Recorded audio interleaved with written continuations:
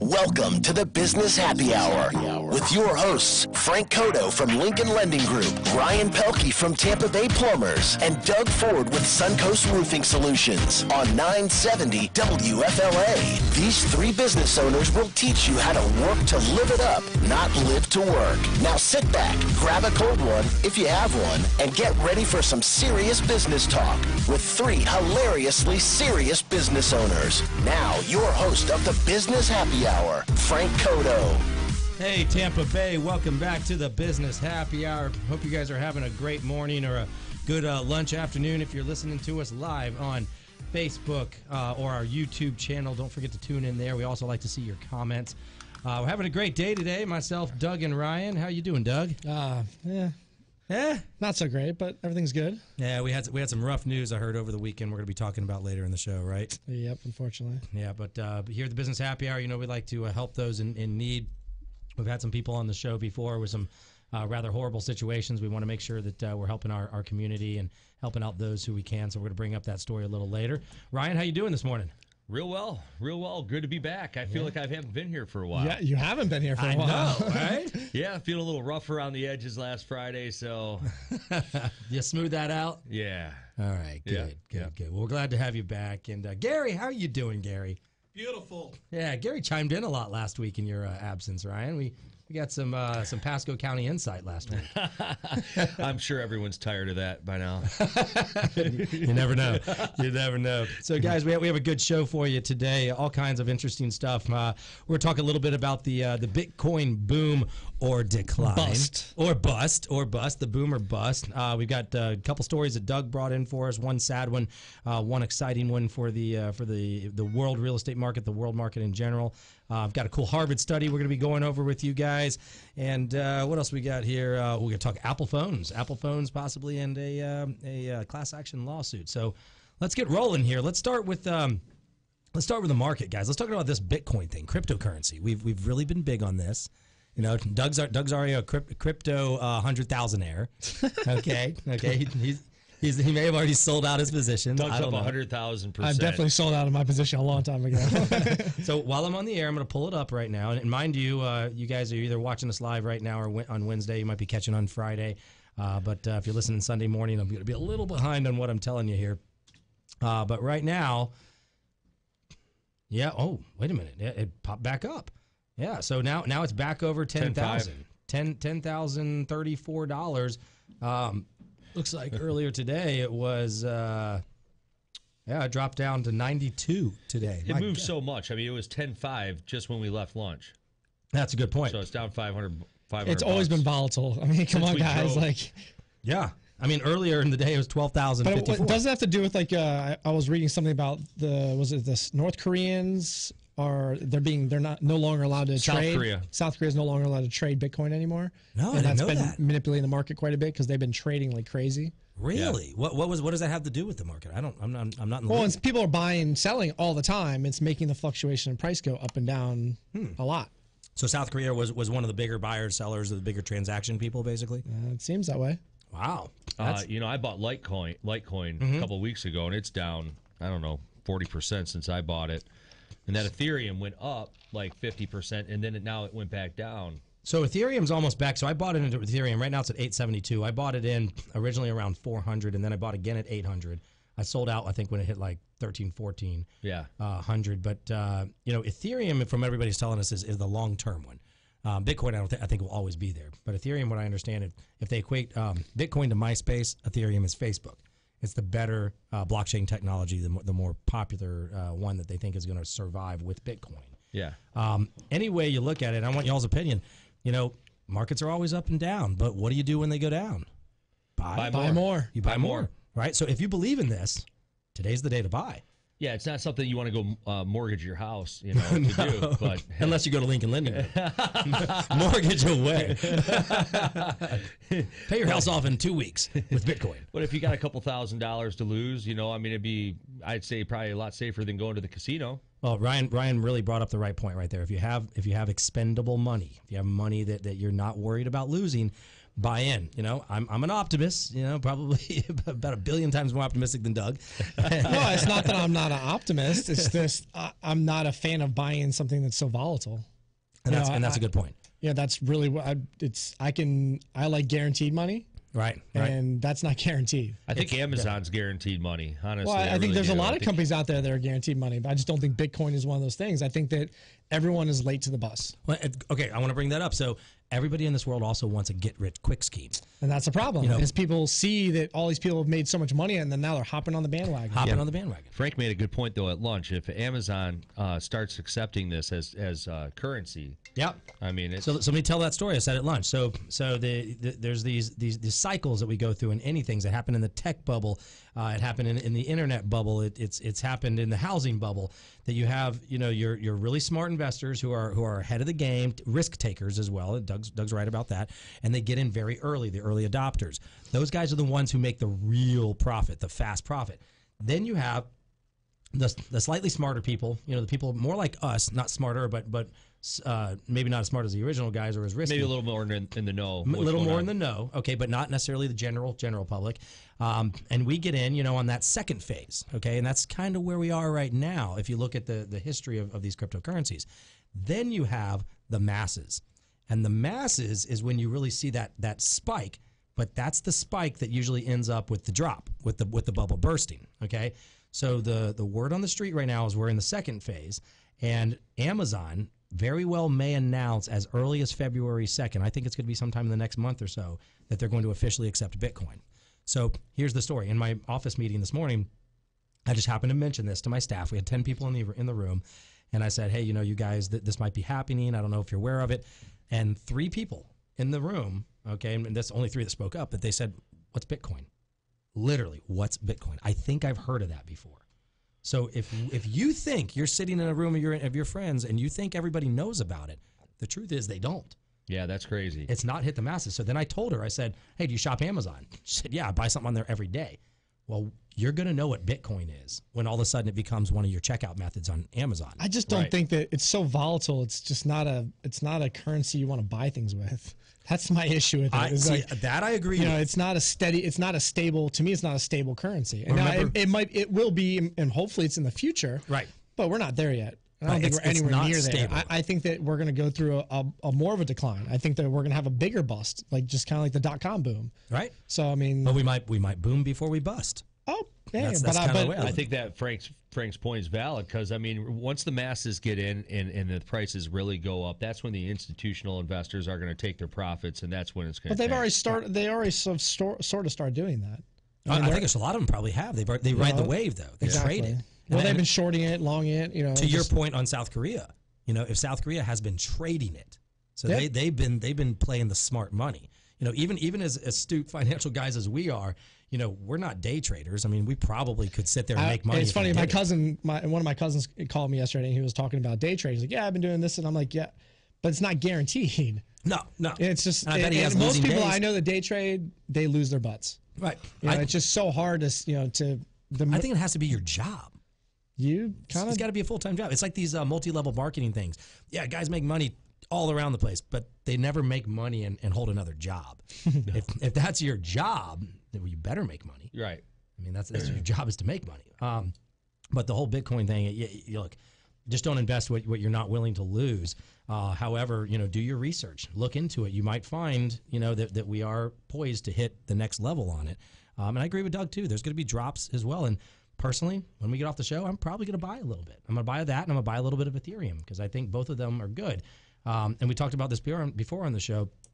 Sparkle Coin. Our buddy Gary introduced us to Sparkle Coin, and I took my Bitcoin and bought Sparkle Coin with it.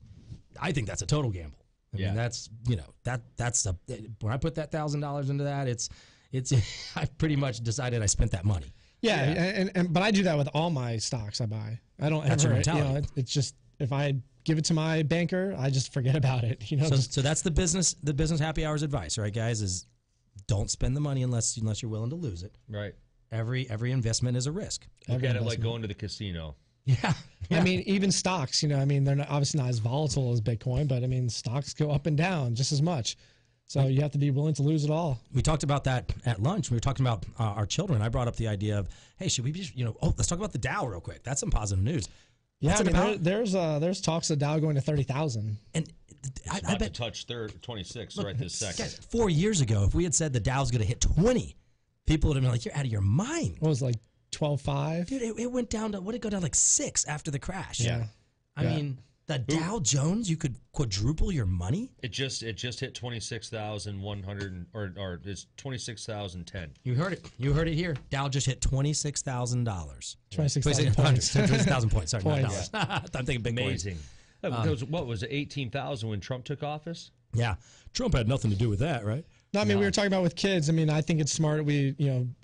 I personally do stuff like Disney and like Under Armour and things that my kids would buy. Right. That's what I buy them stocks in. But if you don't want to do that, buying index funds, you can buy index for the Dow, you can buy index for S&P 500, and that just basically, when you buy an index, it's buying every single stock in that index. Isn't it equivalent to buying America? Yep. I mean, basically, you're saying, hey, I believe my country's going to do good. S&P 500, whatever companies are S&P 500, you're buying all of them, and it's taking the profits of all of them. And what is that, the top 500 companies in America by profit, something like that, S&P 500?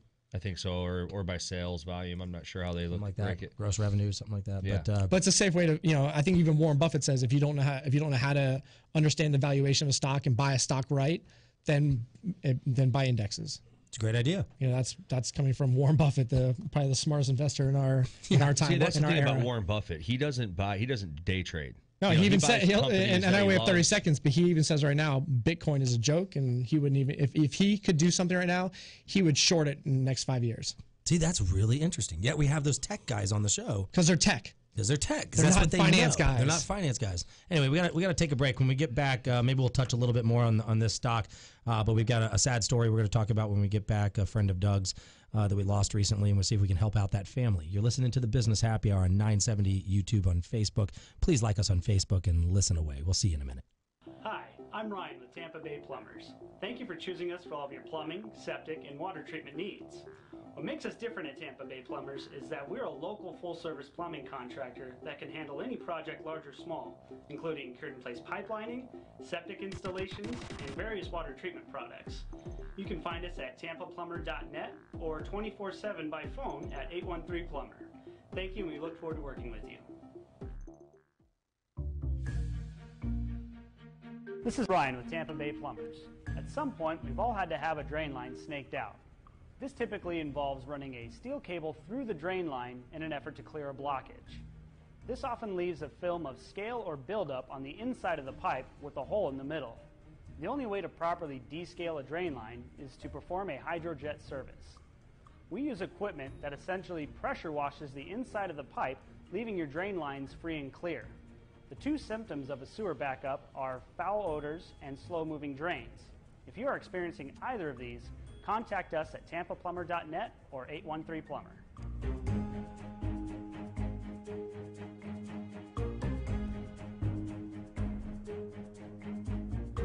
My name is Ryan, and I am the production manager for TampaBay Plumbers, your one-stop shop for all of your plumbing and septic needs. We pride ourselves on building the reputation as the best plumbing and septic company in the Tampa Bay area. But don't take it from me.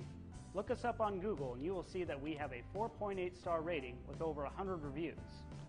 We also have multiple awards and recognition from multiple online review sites such as Angie's List, Yelp, and Facebook. We do everything plumbing and septic, from residential to commercial, new construction to service. You can find us at tampaplumber.net or call us at 813-PLUMBER.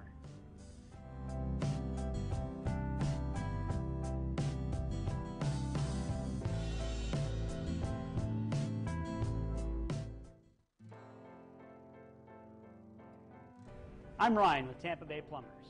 As a plumbing and septic company with over 100 years of combined experience, we know how frustrating a sewer backup can be.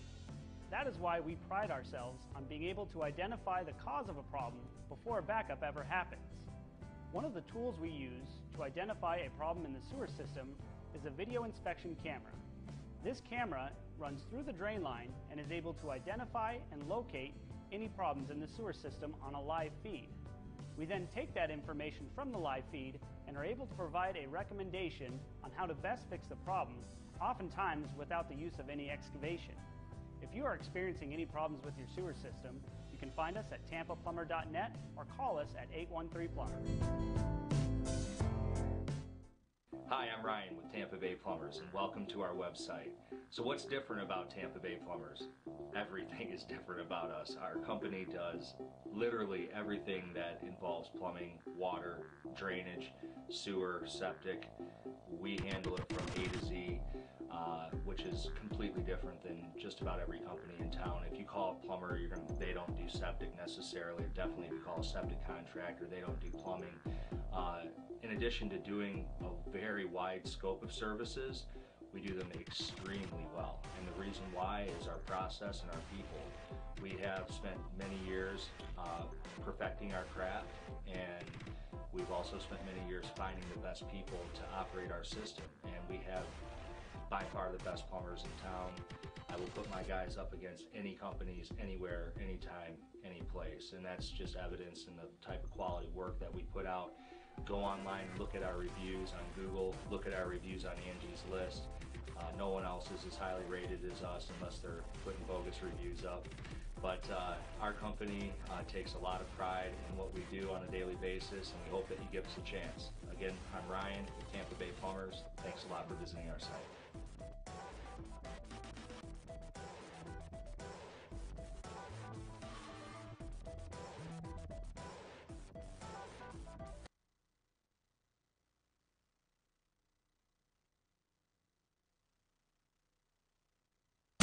You have been listening to the Business Happy Hour with Frank Coto, Ryan Pelky, and Doug Ford. Now, back to the show.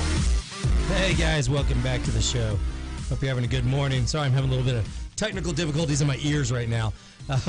Anyway, so we were talking about before the break that we had a tragedy, actually, in a close friend of Doug that we lost recently. I'm going to let Doug tell the story, and then the Business Happy Hour is going to do what we can to help the family. Doug? Yeah, I mean, we got a phone call on Sunday. One of my wife's friends she grew up with, went to high school with, they actually grew up in Pennsylvania together, and they live in Clearwater. We went to a wedding about 11 weeks ago, and he was involved in a really bad car accident on Saturday and died. Right here in Tampa? Yeah, on Hillsborough Avenue. His wife they have 2 children, and she's dealing with cancer right now. Oh, God. So it's pretty tragic. And I saw the picture. The kids are pretty young. Yeah, they have a daughter that's 2 almost, and a son that's 7, I believe. Oh, wow. My God. So Wow. Yeah, his name is Matt Kane, and I'll find the GoFundMe page. I'm trying to get it figured out for Facebook right now. All right, so you guys heard that. So we lost Matt Kane, a good friend of Doug's, recently, and his wife is battling cancer. I mean, you know, these 2 kids could very well be left without any parents. And, you know, I was talking to the guys at lunch, you know, after you have kids, you know, your mentality changes. Absolutely. Yeah, you hear stories like this, and it's just extra heartbreaking. Yeah, it doesn't phase you until you have kids, and you just start thinking about. Yeah, it's weird because like I'll watch movies that like I would never even be emotional with, and I'll start crying. 'Cause I'm like, Yeah. where did this come from? Like, yeah, I hate to laugh, but that's true. Having kids like just makes you think a lot deeper about certain things. It does. Yeah. It does. Not to diminish someone's death if they don't have children, but it's just different when little kids are relying on those people, you know? Yeah. It's just So it's GoFundMe.com/in-memory-of-Matthew-Kane. And we'll put it on our Facebook page eventually. So in-memory-of- Matthew Matthew Kane, Cain. why don't we should get that on our page and promote it. Yeah, promote it for little the family. technical difficulties right now, but Yeah, and remember we had Skeeter on a couple weeks ago as well that Doug and I interviewed, and you know, he's still fighting his extremely rare form of cancer. I believe I have that on our page. If not, I'll make sure that we do share that again on our page for you guys to help these people out. I mean, you know, business is good. The economy's good. All 3 of our companies, I think, did incredible last year, and we always are talking positively on what's to come. You know, with the economy, you know, we're all excited about the tax break. We're excited about, you know, how strong the markets are. You know, we're all making money right now. but we can't forget when we make money. Got to give back. You got to give back. And Doug, you had a really good story that coincided with this. We're talking about a giant corporation, probably one of the world's largest, BlackRock. Yeah, BlackRock. Tell us about this. The CEO of BlackRock, Larry Fink. He's basically made a statement, and he's writing a letter to all the major biggest corporations in the world. And it basically says, to prosper over time, every company must not only deliver financial performance, but also show how it makes a positive contribution to society. And basically, he's putting his foot down, and he's saying, if you don't show me that you're contributing to society, I'm no longer going to invest in you. And this is $1 trillion company. This is the largest. $6 trillion company. Yeah, this is the largest investment bank in the world. Yeah. So Wow. it's pretty awesome. From what I understand, these guys made a local impact. They bought close to $1 billion of real estate. I don't know if they bought $1 billion locally. I think they bought $1 billion in the United world? States. Yeah, for, Yeah, for a bunch of people did. I mean, I think I did some roofs. You did some Look, plumbing. if it's not $1 billion, We it's all- hundreds of millions. These Invitation Home. under the term Invitation Homes. Yeah, this company, BlackRock, they're no joke, and so they're setting an example. So his biggest thing is, like he said, as he wrote, many governments are failing to prepare for the future on issues ranging from retirement and infrastructure to automation and workers' retainment. So he says the result of society increasingly is turning the private sector and asking what companies respond to the broader societal challenges. So he just sees the issues with what's going on in the government. He sees issues with people, and he wants to make the world a better place. I love it. And I mean, as an entrepreneur, as a business owner, Ryan and I were talking about it. I always feel like when I make money, I want to give back. That's why I do free roofs. I donate to as many causes as I can, because I feel like the more you give, the more you will get. Right. And that's just a positive way of living. You should never. It's good karma, man. It's not always thinking about yourself. It's thinking about everyone else. Right. And that's the reason we always we don't want to ruin your days with these stories, guys, but we want to bring this to your attention. Well, life is short. I mean, we, especially when I deal with, I've had 4 or 5 people die in the past 3 weeks. I told Doug I don't know if I should be his friend anymore.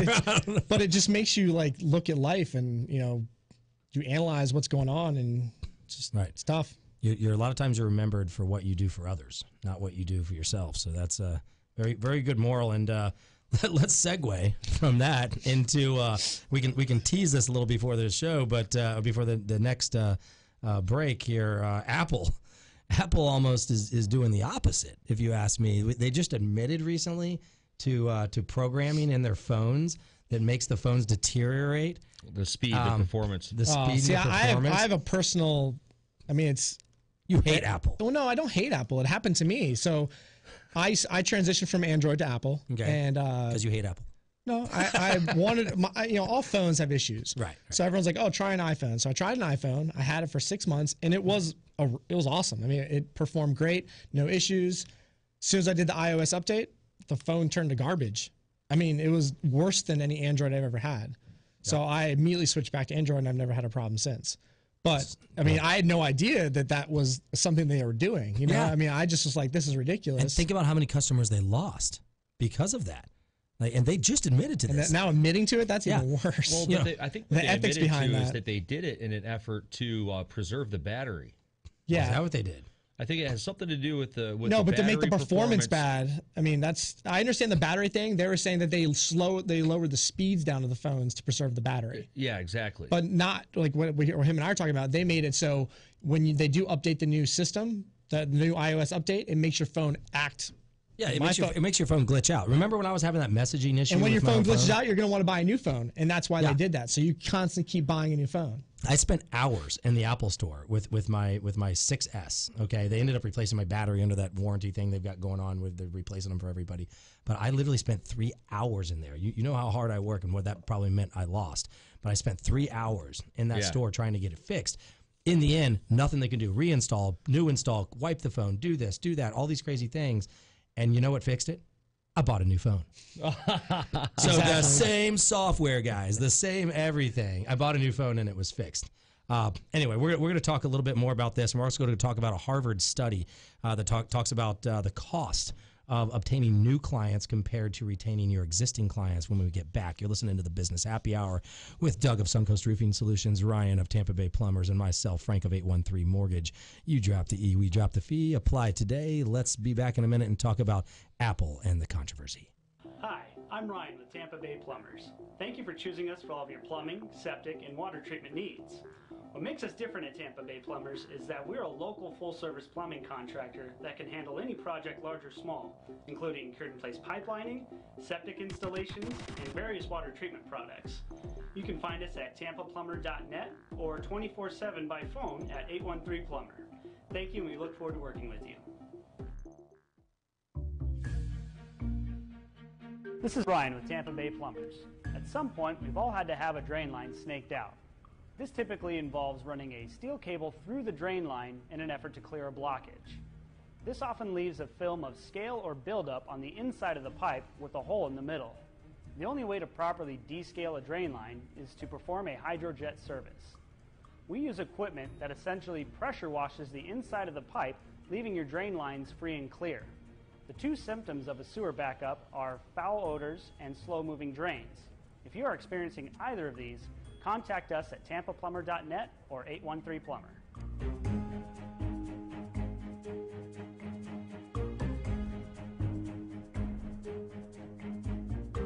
My name is Ryan, and I'm the production manager for Tampa Bay Plumbers, your one-stop shop for all of your plumbing and septic needs. We pride ourselves on building the reputation as the best plumbing and septic company in the Tampa Bay area. But don't take it from me. Look us up on Google and you will see that we have a 4.8 star rating with over 100 reviews. We also have multiple awards and recognition from multiple online review sites such as Angie's List, Yelp, and Facebook. We do everything plumbing and septic, from residential to commercial, new construction to service. You can find us at tampaplumber.net or call us at 813-PLUMBER.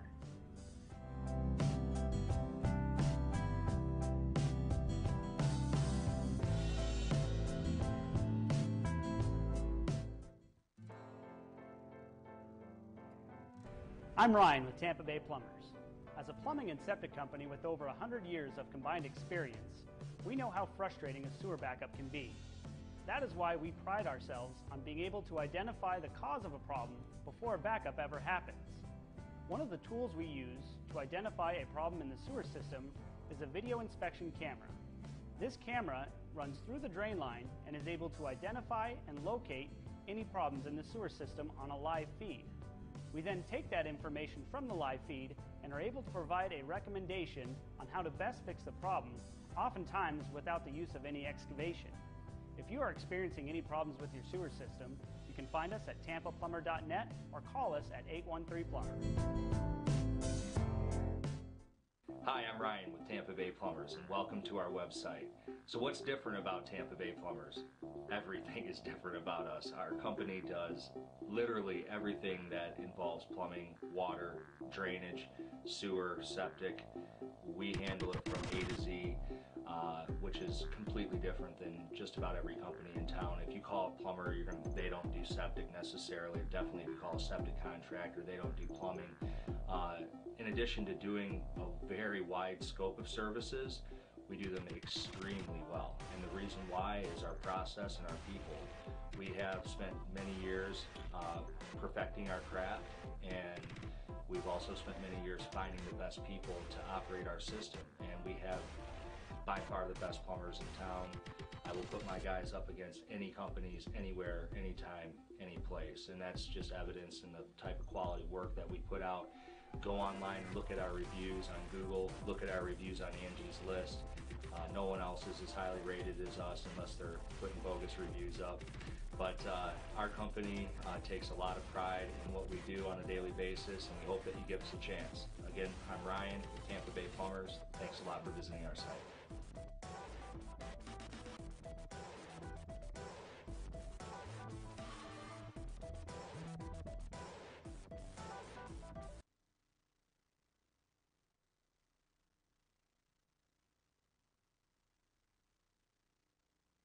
You have been listening to the Business Happy Hour with Frank Coto, Ryan Pelky, and Doug Ford. Now, back to the show. All right, guys, welcome back to the show. Exciting, but not necessarily new news about Apple admitting that they are slowing down our phones with iOS updates and internal software bugs after a couple years, and we've all experienced it. I mean, it drove Doug away from the iPhone.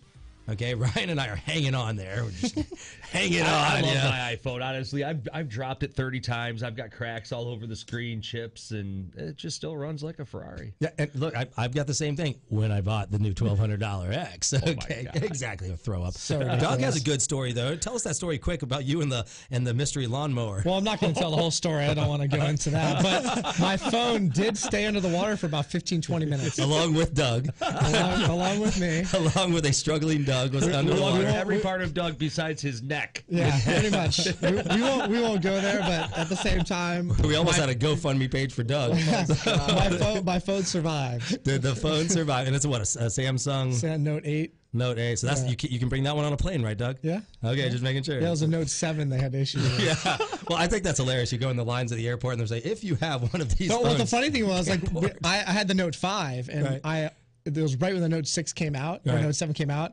But I opted for the 5. Like, for some reason, I just like the way because you wanted to fly with your phone. I actually don't like the way my phone works. Like, I'm not a fan of the edges. It rolls. Right. It's a rolled edge. I like the solid edges. Right. And my Note 5 had that, where all the new 7s and the 8s have like a rolled edge. Yeah, they're all going to those screens that go all the way. To the I don't end. like that. You know, I happen to use a case on my phone. I have a case too, but just it's a rounded edge. Expensive enough to warrant a case. Right, Ryan has no case, and yet he's the one talking about cracked and broken phones. And although I did drop my phone the first day I had it, and I have a nice little chip on my OLED screen. God. So gotta love that. Guess I'm not returning that one for full value. Oh no! But you also have companies popping up everywhere, like the iFix companies and things like that. They're capitalizing on this. On this whole crap. Because phones are so expensive. $1,200, Doug. Like, remember back in the day, like that was like a really nice laptop. Heck yeah, that's still a nice laptop. I get it, but like now that's what the cost of a phone. Like, you just get phones for free. Dude, we're sign a plan and get a free phone. Yeah. I've been very loyal to Apple, but as our company grows. We've been paying off. You know how when you go to the phone, you go to AT&T or Verizon, and they have the next plan or whatever. That's what and I'm on. It adds like $25 or $30 to your monthly bill. Right. Well, once you have 30 or 40 phones, in that's your like plan, $1,000 a month. your equipment bill is bigger than your phone bill. Yeah. And it's convoluted, and it makes it very difficult to tell when you have data overage charges. Good point. So because you're paying so much. Yeah, you're like, what is this? So we paid off all of our equipment, and now we're buying our phones with cash. You know, we're buying them on eBay and Amazon and stuff like that. Yeah. But we found that you can buy these Android phones for like $150, brand new or refurbished, like new. Versus $300-400 if you buy one a refurbished iPhone. Yeah, see that's So, well, my iPhone holds its value. Good. No, I mean, so I broke my Note 5 and I went on to eBay or Amazon and bought like a used Note 5 for like $120. That's what I'm talking about. Just and like it looks brand new. Yeah, it looks brand. So we sign all of our invoices like in the field with our phones. So that's going to be kind of cool. And I mean, we're plumbers, so we break phones, they get wet. That's what happens. They start smelling. I don't know why. So listen, I gotta bring up this question. If you guys have this issue, because it's something that happens between Samsung and Apple, or Android and Apple, that I cannot believe happens, is that when I, for instance, text you, Doug, does it break up my text messages sometimes if I send you a long text? It does. And it jumbles them up. Yeah, and it's like I 6, hate 7. that. It does. I mean, come on, guys. All these geniuses out there, and I can't send Doug a text from my iPhone to his Android for more than like 3 lines, or it jumbles it up. Yeah, I think it's like a, you said where it says view all. Yeah. Like it just makes it all. And sometimes it makes now, it if you hit view all, does it put it in order? No, that's the problem. Sometimes my text message will come through like in different orders. I'm trying to read it. I got a call from a realtor this morning. So what I have to do now with customers, I'm like, do you have an Android or an Apple? I have an Android. Okay, I'm going to send you 42 text messages that are going to equal 1. I'm going to email you instead. Or I'm going to email you. You know me. Email's like so 1996. So that's a problem. That's a major problem. I didn't know that. Yeah. So think now about my guys that. are going to be like, oh, I didn't get that text message. Well, they're going to get it in 42 message. messages. Well, if I should show you, if I can find one, I'll find one and show you what it looks like. But everybody knows about this, but it's never been addressed or fixed. I didn't know that was an Android thing. I thought that was so Frank texts me and it says something that says, "Did you read the article last night?" And then it goes having, and then that's it, and then it goes a sponsor, I guess, and then it goes on that one, like it. Right. And that wasn't even a long one. No. That was like, what, 4 sentences? Limits to 140 characters? Yeah, it's Is this Twitter? I mean, what is this? Apparently. Hey, but this would be perfect for Trump. I mean, I bet you, if he could, He's loving it. Text back and forth with him, it'd work out great. But the problem is from Samsung receiving Apple text. If Doug texts us, he can text 6 paragraphs and it comes through. So where's the problem? Well, the problem's probably with Samsung. Samsung. You know what's funny is Samsung's providing Apple with those beautiful screens now, right? The OLED screens, are they? The X screens that are super expensive. Yeah, because Samsung's selling them to us. Thanks, Doug. Thanks for my screen. That comes from Samsung. Well, I mean, all the technology you have on your phone, I've had for 5 years. That's what he was saying the other day. It took you guys. I love this guy. It took you guys that long to catch up? What the heck? Man, I think we can make a commercial about this. I don't know. Gary, which one? Apple or Samsung? I'm an Apple guy. He's an Apple. You heard it here. You heard it here. Apple. Oh man. Anyway, well. I hope they fix that. And I hope that somebody sues the crap out of them for what they're doing to our phones. And they have enough money. Yeah, maybe I'll get like $7 back for all my hard work. Do you guys get those letters of class action lawsuits sometimes? Yeah, do you want to join? I rip them up. I mean, and you look at it and it's like, you are entitled to $26.50. Yeah. The only people that make out that is the lawyers. That's why I never do it. It's the worst thing. And I bet if you don't accept the money, somebody makes more money. The class action's a joke. God, I hate it. Anyway, we need to start one. But so Harvard study, guys, business owners, listen up. That's our demographic, guys. You guys are out there owning businesses. Very important. And Doug and Ryan and I are at fault for this.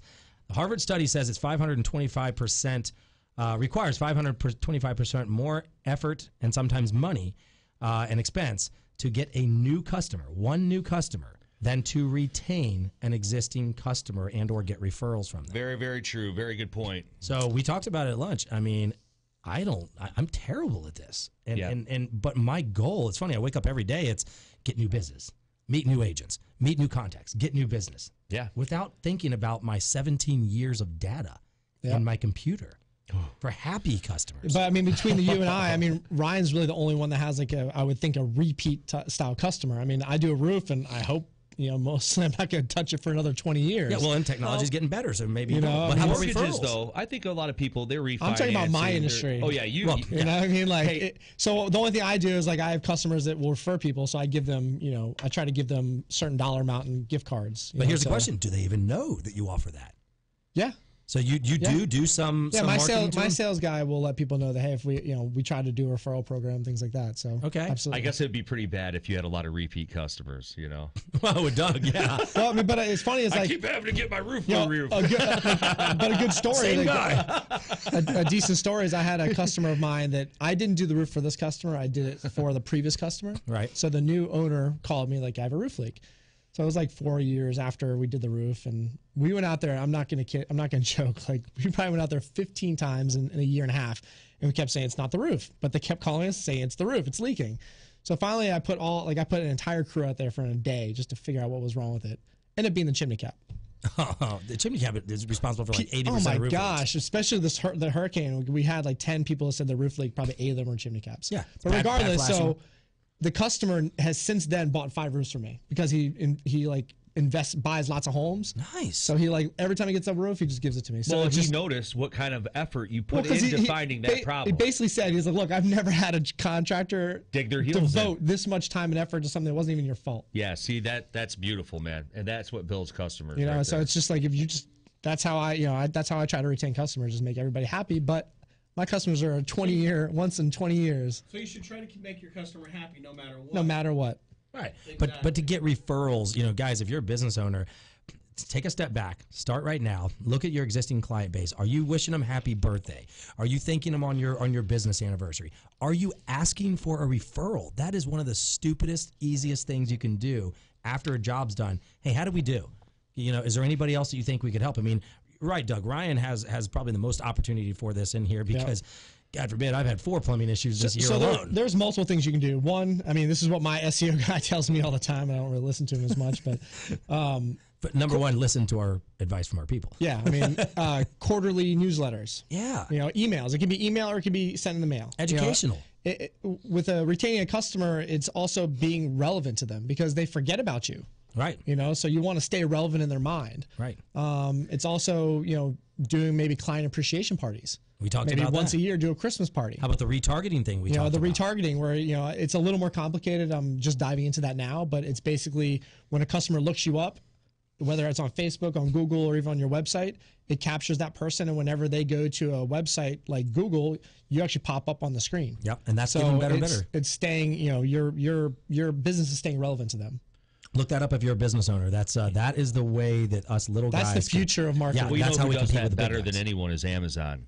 I don't know if you've ever gone on Amazon. Oh, and yeah, searched. that's exactly what they do. No matter It's- what you do for like the next week, I'll see something. you're going to see that blender. Yeah. But you're like, Yes. what is that blender So doing? funny Following me around? story. Okay, And that's that retargeting. Here's how you figure out what your Christmas presents are. Okay, you ready? Okay, for 2 weeks before Christmas. Okay, You go on your I'm wife's on it. laptop. No, I'm no, going you to don't hijack even- Frank's computer and search for socks and underwear. you could probably do funnier things.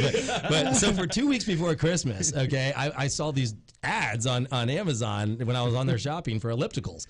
And I'm like, what are fucking ellipticals? Like, what is this? You know, I have no idea. But anyway, so on the elliptical, the thing, I never realized it until Christmas morning, you know?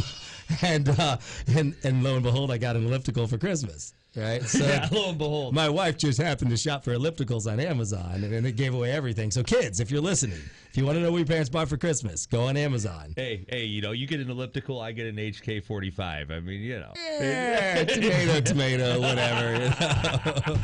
Oh, guys. All right. Well, retargeting is a good thing. Do some research on it. But the advice here from the Business Happy Hour from Tampa Bay Plumbers, Suncoast Roofing Solutions, and 813 Mortgage Lincoln Lending is pay attention to your existing database. It's expensive to get new customers. It is way more expensive. So we got to go. We got to take a break.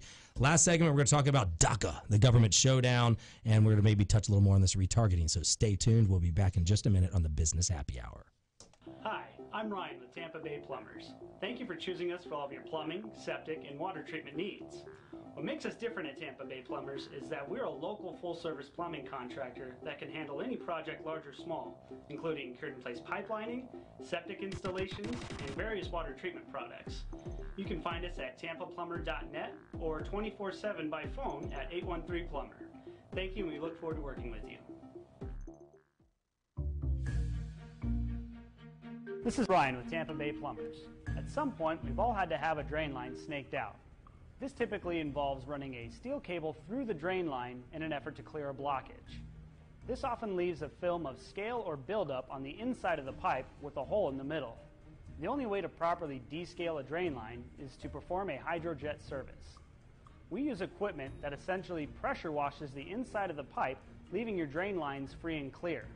The two symptoms of a sewer backup are foul odors and slow-moving drains.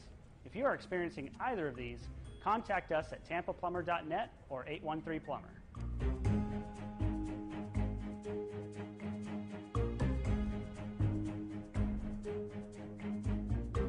My name is Ryan, and I'm the production manager for Tampa Bay Plumbers, your one-stop shop for all of your plumbing and septic needs. We pride ourselves on building the reputation as the best plumbing and septic company in the Tampa Bay area. But don't take it from me. Look us up on Google and you will see that we have a 4.8 star rating with over 100 reviews. We also have multiple awards and recognition from multiple online review sites such as Angie's List, Yelp, and Facebook. We do everything plumbing and septic, from residential to commercial, new construction to service. You can find us at tampaplumber.net or call us at 813-PLUMBER.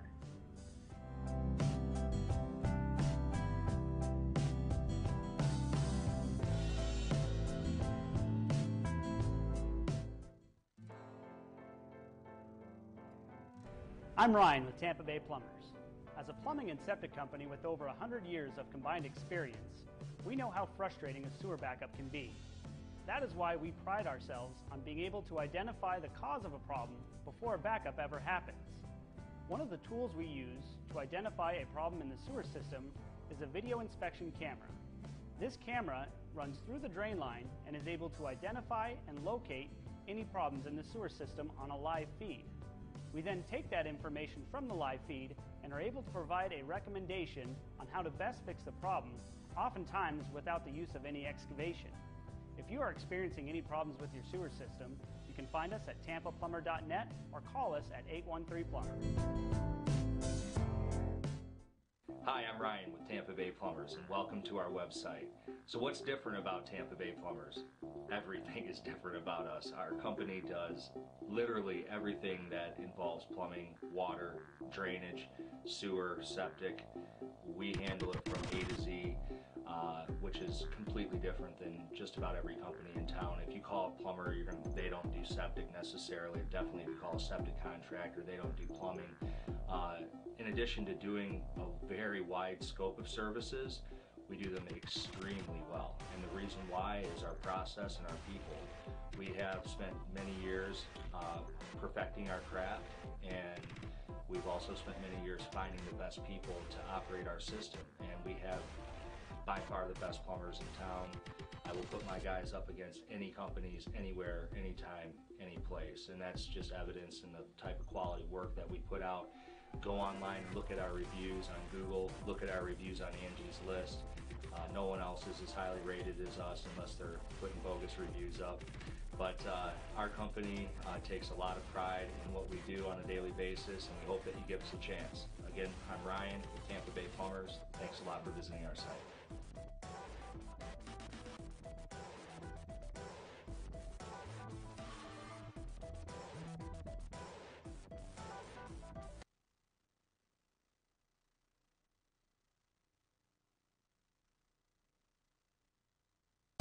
You have been listening to the Business Happy Hour with Frank Coto, Ryan Pelky, and Doug Ford. Now, back to the show. Hey guys, welcome back to the Business Happy Hour. We're having a little fun there on the break.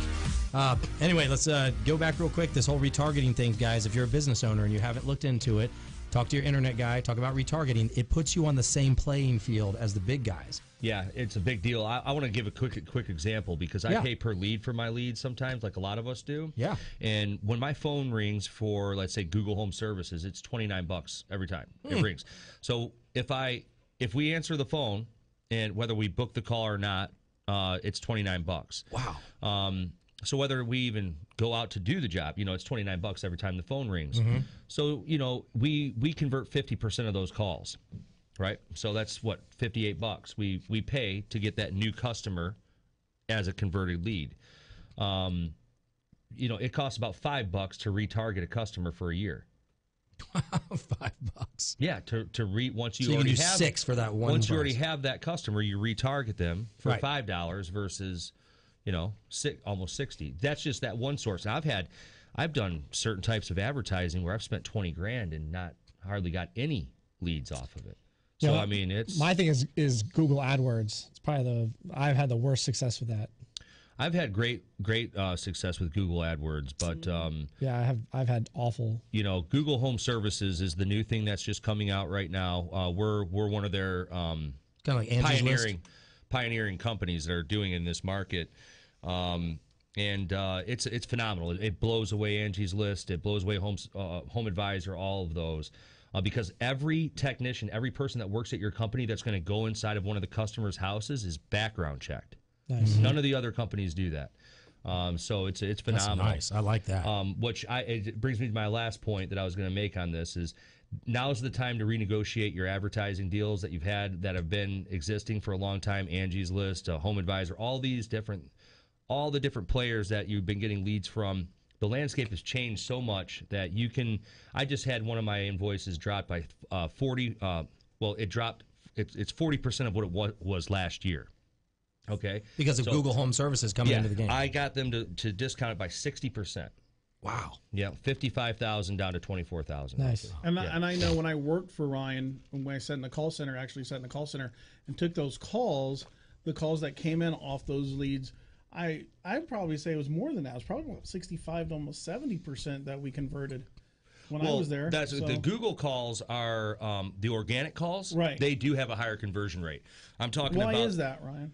Because they're, they do more research, I think. The Google Home Services is a sponsored ad up at the very top. It's a brand new thing that's out.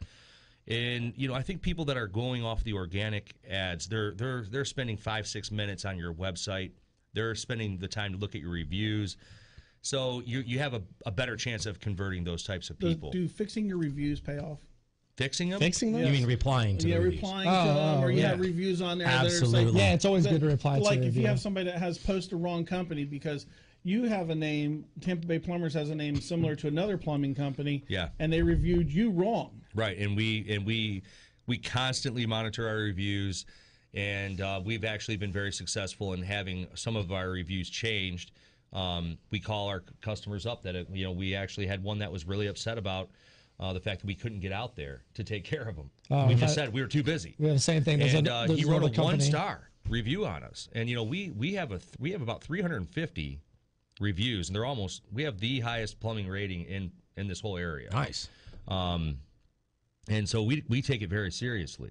You have to respond to them. Absolutely. Absolutely. Immediately have to respond. I've said it before on the show that I've had people have said they have chosen to do business with me because I had some slightly negative reviews because they felt like it was real. Where you go on Amazon sometimes and you shop and it's like, product amazing. Can't say enough. Awesome. Things like that. And you're like, wait a minute. This guy didn't even touch this product. I had to file a lawsuit against a customer one time that wrote a straight up, it was bogus? It was complete lies. One lie after another. Yeah, hard to combat lies. Yeah, so I had no choice. Was the customer CNN or NBC? so let me diverge. We only have three minutes left in the show. Guys, we're watching all over the news right now. White House briefing is underway as the government gets closer to shutting down. What is it going to shut down? Nothing that means anything to you, so don't worry. But, Ryan, it's all about this DACA thing. You know a little better than us. What is DACA? DACA why is it holding it up? It stands for the Deferred Action for Childhood Arrivals. It's a program that Obama put in place. It's not legislative. It was an executive order, which is the reason why Trump could undo it as easily as he did. Mm-hmm. And he didn't just undo it. He said, we're going to give you 6 months. We're going to give lawmakers to do their job, 6 months to do your job, and come up with some immigration reform that includes the DACA kids. That's a great idea. 900,000 of these people are in our country right now. A lot of them are paying taxes, and some of them are even in the military. And hardworking people. Some of them are hardworking people. Some of them are criminals. Some of them they're just like any other segment of the population. Sure. So there is a really good argument for these people to stay here, and of course the Democrats want them to stay because that's a lot of Democratic votes. The Republicans want them to stay also, but they're not willing to do it as just a standalone DACA bill. They want it involved with comprehensive immigration reform, and the Democrats are threatening to shut down the government unless they can pass the spending package with the DACA kids involved, or with that attached to it. Right. So they're holding our country hostage over one issue. Trump's not going to. I don't think he's going to budge on it. I think he should. The government will shut down. It will cost billions and billions of extra dollars. Because, whenever there's a government shutdown, they end up furloughing all those federal employees. That happened to your wife, didn't it? They back pay. Well, she doesn't. She's federal. She's federal. Okay, she's out of contract. But she still got paid when they shut down, right? Yes. So she got a vacation, basically. Did she get a paid vacation? No, the contractors are the ones that lose. No comment. No comment. The contractors are the ones that actually do lose. So the contractors do. No, I don't think so. I don't think contractors lose because the contractors have nothing to. That's just a contract. They still have to pay their employees, whether the government's working or not. I believe the contractors still. I did a little research on it last night. I think it's it's the federal employees that don't get paid, but I think eventually once they pass it, they'll back pay them. Yeah. So that I know for sure. So guys, it's just games. So before the show is over, I want to say two things. Obviously, with this, I put the GoFundMe page on the Business Happy Hour. Awesome. My biggest thing is that if you're drinking, get an Uber. Oh God! Please. I mean, it just best $8 you ever spent. If you're gonna $100, whatever it is, I mean, that's gonna save you a DUI or dying, and that's my. Well, bro, and you can Uber from here to Jacksonville for $100. So exactly. it's not gonna be $100. No. It's not worth it to drink and drive. Across town is $20 to $45 depending on how far you're going across town. Compare that to a DUI, but forget the DUI, guys. Compare that to your life, the life of somebody that you might injure as well. That's it, because you can plow into someone else that is totally innocent. It's not just you. Yep. Guys, it's been a great show. Ryan, Doug, we'll be back next week, guys, with some new and exciting information. Take our advice this week, and don't forget to watch us on Facebook. The Business Happy Hour is out.